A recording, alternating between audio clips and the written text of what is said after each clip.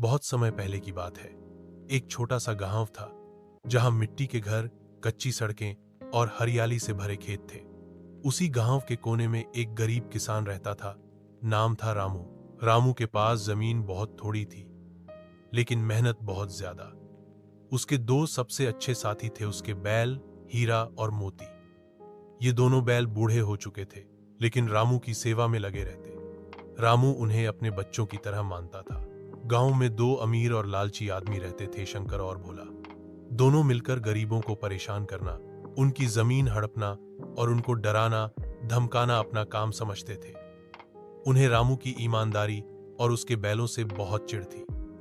वे कहते, इतना गरीब होकर भी इसको घमंड है कि अपने बूढ़े बैल नहीं बेचता।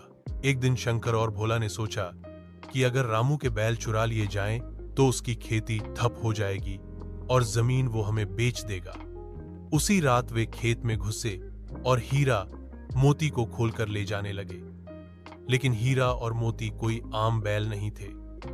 जैसे ही उन्हें आहट मिली, उन्होंने जोर से हांक मारी। रामू की नींद खुल गई। रामू दौड़ता हुआ खेत में पहुंचा। देखा तो शंकर और भोला बैलों को लेकर जा रहे थे। रामू चीखा, रुको, ये चोरी है। लेकिन दोनों भागने लगे। तभी हीरा ने भोला को सींग से धक्का दिया और मोती ने शंकर को गिरा दिया। गांव वाले भी शोर सुनकर आ गए। दोनों चोरों की खूब पिटाई हुई और पंचायत में मामला गया। पंचायत ने शंकर और भोला को गांव से बाहर निकाल दिया और रामू को गांव का आदर्श किसान घोषित किया। हीरा और मोती को गुड़ और हरा चारा दिया गया और रामू ने रोते हुए उनके माथे चूमे। उस दिन से गांव में एक नई कहावत चल पड़ी, जिसके साथ हीरा मोती जैसे साथी हों वो गरीब नहीं होता।